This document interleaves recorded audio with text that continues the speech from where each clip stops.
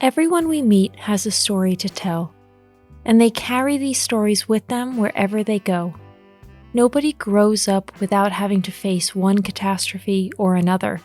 Life isn't a never-ending circle of happiness, and it often brings us back down to earth in the most brutal way. Particularly awful experiences can cast a huge shadow over our happiness. This is what experts call trauma. It could be physical or mental abuse in childhood or adolescence, surviving a natural disaster or a violent crime, or the sudden loss of a close relative. These kinds of tragedies affect us, and no one can go through something like this totally unaffected by the thought that their life might never be the same again. When you think about it like that, it's no wonder that our personality can change if we go through a traumatic incident. Many people come out of it stronger and can see the positive things life has to offer, whilst others become cynical and completely past caring. Here are 7 signs that you might still be suffering from the effects of trauma. If you like our videos, feel free to support us with a thumbs up, subscribe to Psychology in Mind, activate the bell for notifications, and get excited for new videos uploaded every day.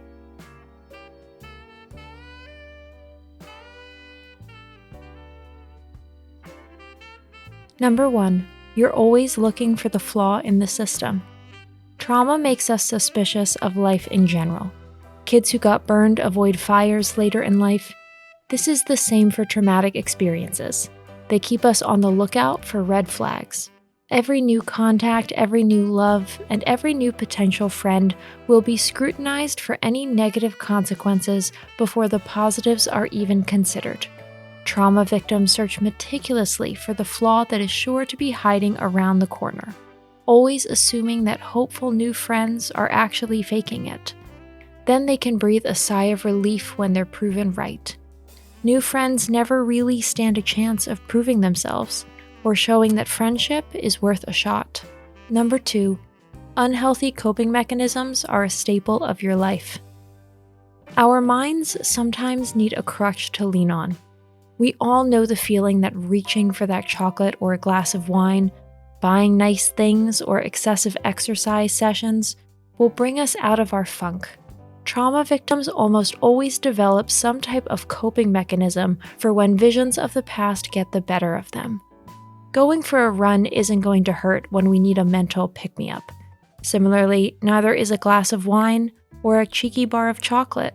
But things become difficult when we can no longer live without these things. A glass becomes a bottle, a bit of chocolate becomes an unreasonable amount, or we physically push ourselves beyond our limits to find the balance we seek.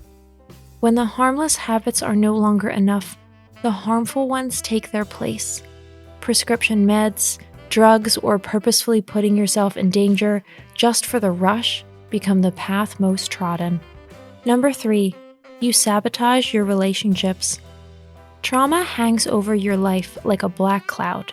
It's an almost constant worry that it's going to happen again. So it only seems logical that relationships are doomed to fail, because we think fate will intervene again anyway. We assume from the start that the new love won't last, so we do our best to scare them away. Sometimes there's another reason behind this sabotaging behavior. We want to protect our loved one by removing them from the toxic environment that we think follows us around. We think that if they stay close to us, they'll never be safe. Number 4, you keep your feelings under wraps. Going through a trauma really takes its toll on us. One of the ways this happens is that we go through the entire spectrum of emotions. Depending on how hard the tragedy we went through was, it can be that we just don't have the strength to keep up with this emotional roller coaster anymore. Every little excitement we might feel would only lead back to unpleasant memories resurfacing. So we stuff our emotions into an invisible vault and bury it deep inside. Number 5, you need regular breaks from society. People aren't always such a great help when we've been through a traumatic experience. They can actually even be completely exhausting, and they always expect that at a certain point, we have to function again. They think we should get back on track, finally come to terms with what happened, and look to the future.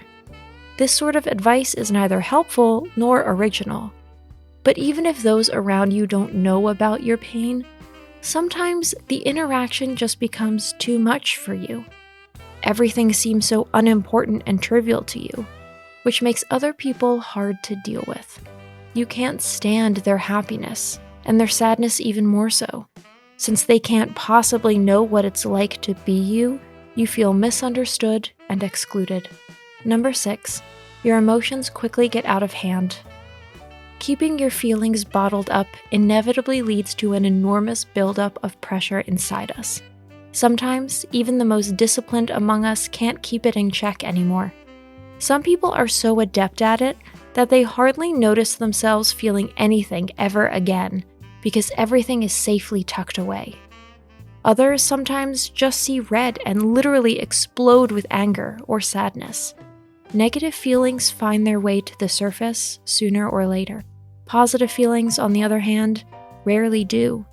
It's not worth the risk just in case we immediately regret allowing ourselves that moment of happiness. Number 7, you find it hard to trust others. Trauma leaves no stone unturned in our heads or in our hearts. Our souls suffer wounds that can be impossible to heal. Unless death or natural disaster is the cause of the trauma, it's usually always a person who's responsible for the horror you felt, the perpetrator, the one we can never forget. We consider everyone else as a suspect, because we can't say for certain whether or not they're going to hurt us again. Today's conclusion: the best and the worst.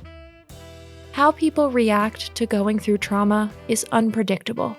The supposedly strong ones can collapse and never recover from it for the rest of their lives.